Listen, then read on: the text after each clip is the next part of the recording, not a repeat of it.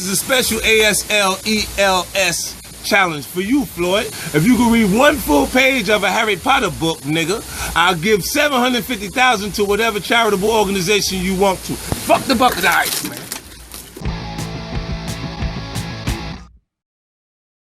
I know I don't really discuss this a whole lot here on YouTube, maybe besides 3 videos, I think, but I am such a huge music listener. I've always been a fan of music since, well, ever. And all of that pretty much started when I first listened to Linkin Park's Hyper Theory back 20 years ago.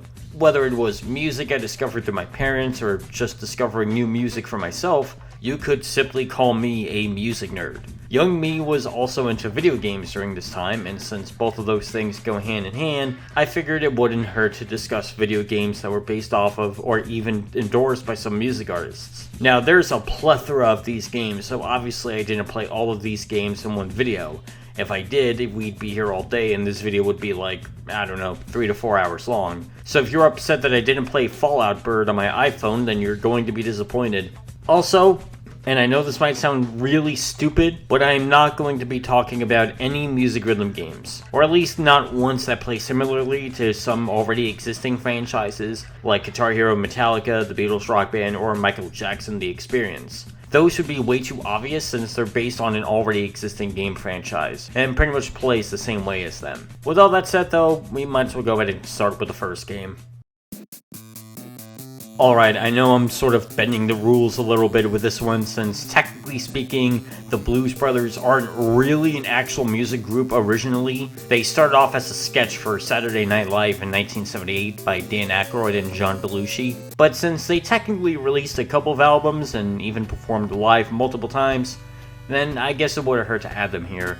I'm playing this on the NES, but it was also released for the Game Boy, Commodore 64, and Amiga. And this game is developed by Titus Interactive? Damn! That is a name I haven't heard in a long time. Remember back when they were a huge punching bag like 14 years ago with Superman 64? Jeez, I am really getting old. Anyways, the Blues Brothers are on the run and you control them to help them escape. Truth be told, I only played this for like 12 minutes. The main reason why was because of the controls. It's way too slippery for my liking and I put it down when I reached the second level. It also doesn't help the fact that the enemy placement is completely ridiculous and you have no way to defend yourself. Or at least not that I know of. And the level design is just so wacky too. Like I'm trying to dodge these eggs being crapped out by this bird, but the platform I'm on doesn't give me enough room to dodge it. And the worst part is that no matter what level you're on, once you run out of lives, it's over. You're back to level 1. I put this one down shortly after I found that out. Not that it matters, pretty much this is just the majority of the game. It's a clunky platformer even for an 8-bit game, and it's just not that fun. In 1988, Michael Jackson released a movie called Moonwalker, which means that making and releasing a game 2 years later makes perfect sense. Pretty much the plot for this game is that some guy named Mr. Big has kidnapped all of the children and Michael Jackson needs to save them. Yeah, that's the whole plot. This guy over here is a creep, kidnaps kids, and now Michael has to make sure he doesn't try to throw them out the window. Gameplay-wise, it's not bad by any means, it's just okay. Michael kicking pixie dust at enemies is funny, and having him do some cool moves like sliding downstairs is also hilarious. Music-wise, it's just 16-bit renditions of his original songs like Smooth Criminal, so it's not all that bad. I did get annoyed around the third level though, especially with the zombies. Those really got on my nerves. There's no reason why we need so many zombies on the screen, especially since Michael loses a crap ton of health easily. And the only way to replenish your health is by finding the missing children. But once you catch them all, you better hope you don't die, because if you do, you have to walk all the way back to where the boss is at. And this monkey also points to the direction on where he is. Yeah, it's weird. At least it's not like the Blues Brothers where you have to restart the entire level, but it is kind of annoying. Moonwalker is mediocre. It's not bad, but it did get tiring and repetitive pretty quickly. At least we can hear Michael Jackson say this in 16-bit format.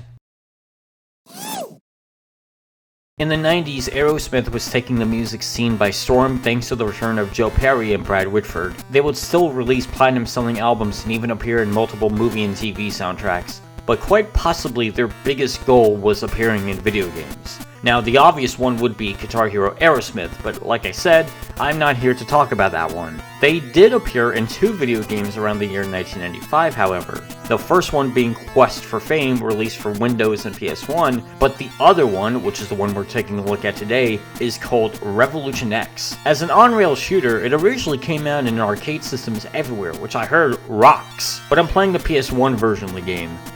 Oh my god.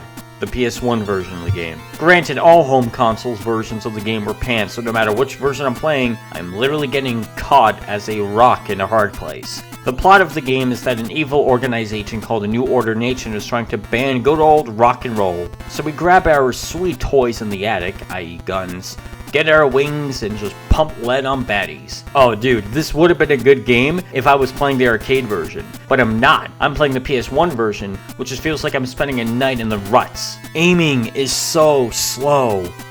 So slow! Especially when you're trying to aim at vehicles like helicopters. This bus scene was where I drew the line here, man.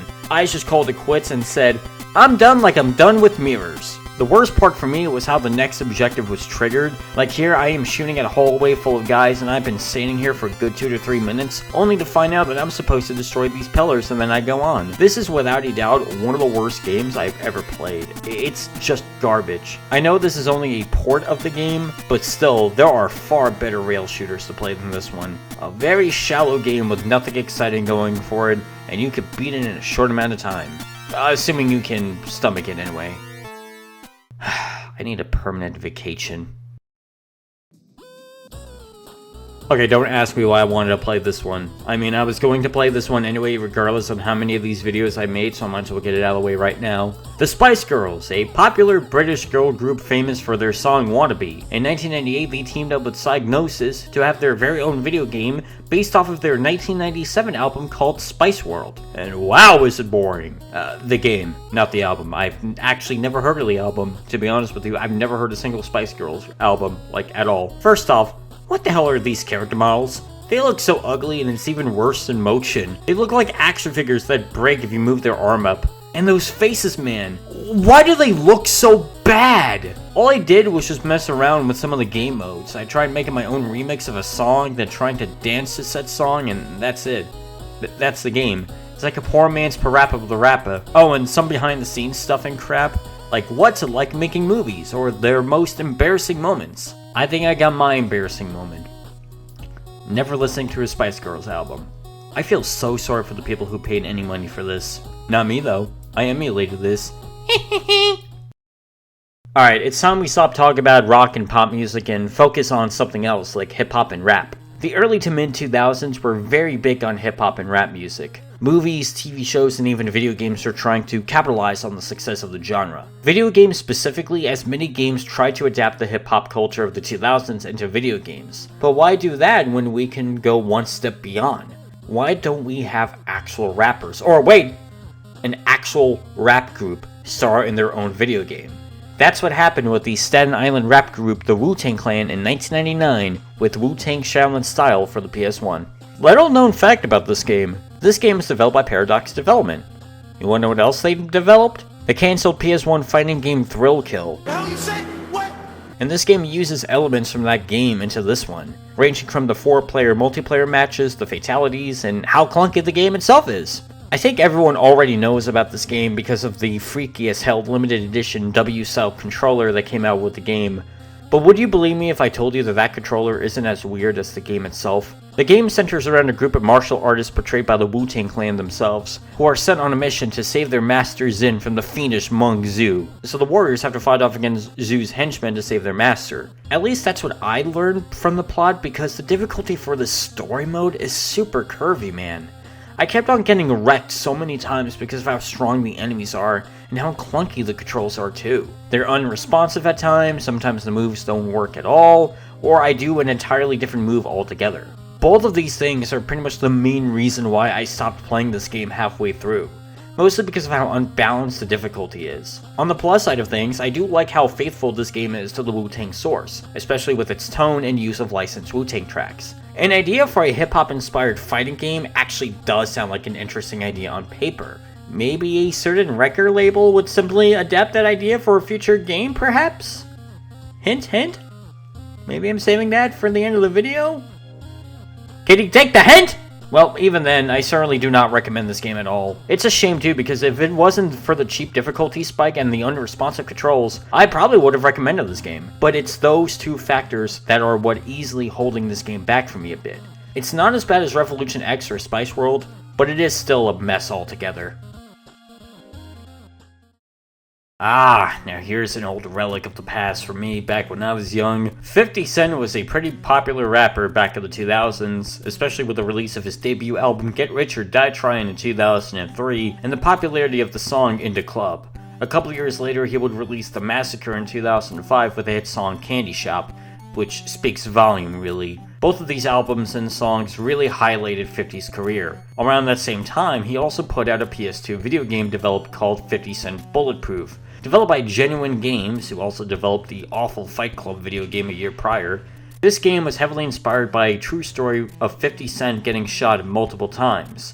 So, of course, this had to be retold in a video game format in the most bombastic, over-the-top way possible. Featuring an all-star cast of 50 Cent, of course, but also featuring the G-Unit group, Dr. Dre, DJ Wu-Kid, and even the bored Nana Man himself, Eminem.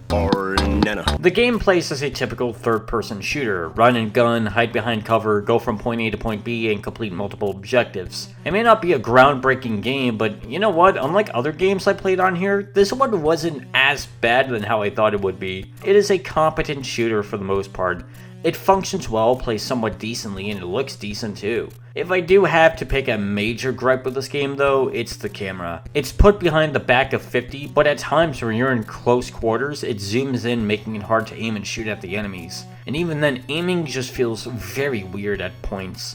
Which means most of the time you'll be missing your shots while the enemies start draining your health pretty quickly. It gets kinda worse when you die, you have to reset the entire level all over again. To be fair though, the levels aren't that long. Some of them you can only beat in a couple of minutes. But with how hard the game gets, especially with the aiming and camera, you will die a hefty amount of times. I kinda stopped after I got to some dude's house, which is a shame because unlike all the other games I talked about in this video, this was the only game in the video where I wanted to finish the game. I mean, it's not a bad game, or at least not as bad as how others make it out to be. A game where 50 literally sprays bullets at every son of a bitch he sees actually sounds really dope. Hell, I still prefer this more than Revolution X any day of the week. But I wouldn't call it a good game either. Again, kinda like with Michael Jackson's Moodwalker, it's mediocre. I did hear the sequel, Blood on the Sand, was much better, and maybe I'll take a look at that if I make a follow-up video to this, if I'm able to get a copy of the game for a reasonably decent price. But I think I played enough shooters like this one for one day.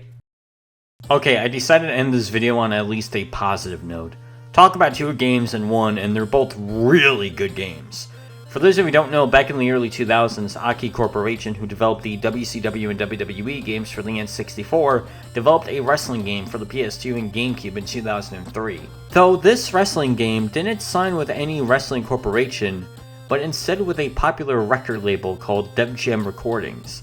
And for better, or for worse, depending on, the time of year, the game was published by EA, who had not published a wrestling game since WCW Backstage Assault came out, and the game, well, I think you can already see what happened.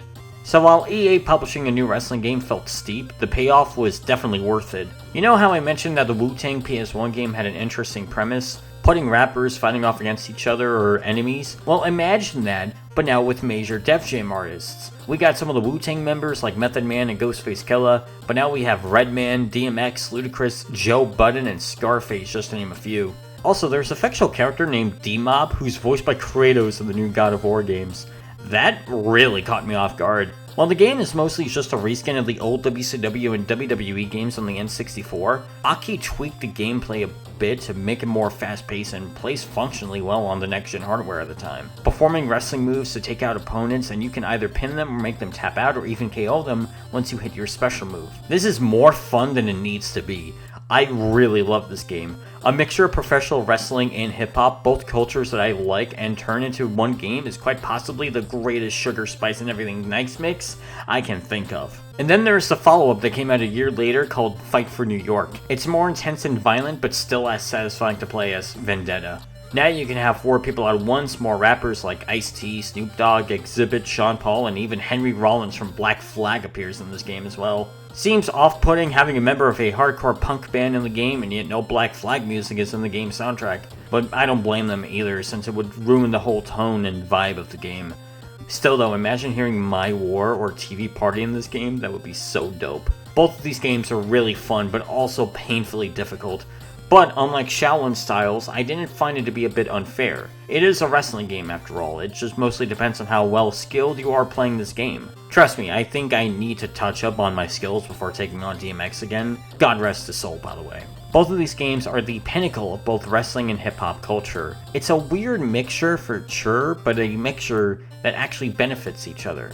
There would be a third game that follows it in 2007, but I don't want to talk about that one right now, please. I already played enough bad games in this video, I can't play more.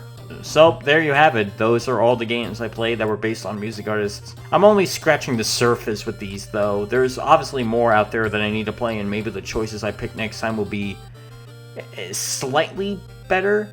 I played some good games, some and some bad ones today. But who knows what the future holds when I play more of these games, whenever the hell I get the chance to do that. I don't know, this is the first time I'm making a video on multiple games in one video, so please don't yell at me. Anyways, I guess hit that funny subscribe button and like this video if you did, and I hope you all have a happy new year.